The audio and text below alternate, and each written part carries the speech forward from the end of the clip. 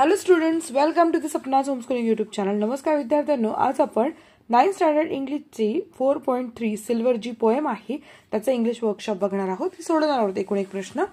First question आहे question 1. If you were asked to draw a detailed picture of the scene described in the poem, what objects, animals, natural features, etc. will you show in the picture? Make a list. म्हणजे त्यांनी काय म्हटलंय, आपली जी silvery poem आहे ती पूर्ण निसर्गाचं चित्रण आहे. खूप सुंदर सुंदर प्राणी किंवा त्याचं वर्णन केलेलं आहे. तर याच्यामध्ये कोणत्या कोणत्या प्राण्यांचं किंवा नैसर्गिक गोष्टींचं तुम्ही ते वर्णन करणार आहात.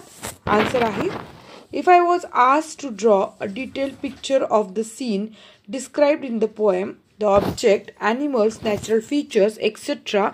that I would show in the picture are rabbit, river, icy mountains, swan, white dog, racket, hut आणि mirror. यांची लिस्ट करणार. सेकंड क्वेश्चन आहे, right down the rhyming words and the rhyme scheme of the poem. तर पहिला आपण rhyming words लिहूयात. Moon, soon, seas, trees, catch, thatch, log, dog, peep, sleep, buy, eye, gleam, stream. Rhyming scheme आहे. The rhyming scheme of the first two stanza is AABB. The rhyme scheme of the final stanza is AABBCC. मी अनेकदा तुम्हाला rhyme scheme कशी शोधायची सांगितलेलं आहे. तर rhyming scheme शोधण्यासाठी तुम्हाला इथे रायमिंग वर्ड्स माहिती असणं गरजेचं आहे. जो रायमिंग वर्ड सेम असतो त्याला ए हे अल्फाबेट द्यायचं आणि त्याप्रमाणे आपण राईम स्कीम शोधतो. तरी पण तुम्हाला कळत नसेल, मला कमेंट करून सांगा, मी तुमच्यासाठी स्पेशली व्हिडिओ तयार करेल. क्वेश्चन 3 आहे, in which line does the word silver, silvery in the poem occur, what pattern does it show.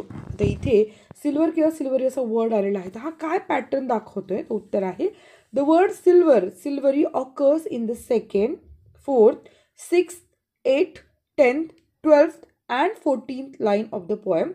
The word silver, silver is used in even numbered lines and not in the odd numbered lines in the entire poem. It adds uniformity and rhythm to the poem. Question 4 आहे, can you think of a parallel scene of dawn evening when everything is steeped in golden light.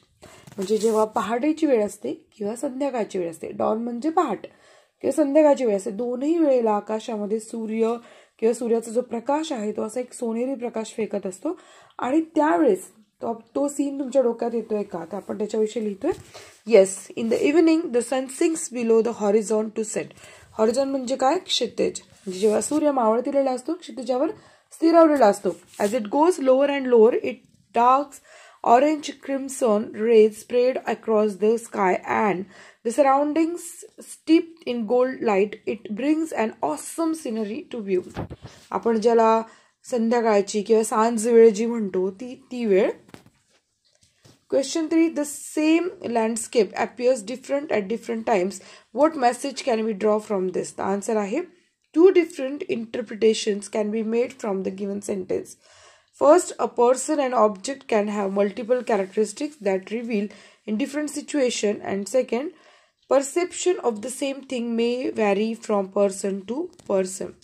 Here we have solved all the question answer. इथे आपण सगळ्या प्रश्नांची उत्तर सोडवली आहेत. आणि जर तुम्हाला व्हिडिओ आवडला असेल तर नक्की लाईक करा, चॅनलला सबस्क्राईब करा. भेटूयात नेक्स्ट व्हिडिओमध्ये. धन्यवाद.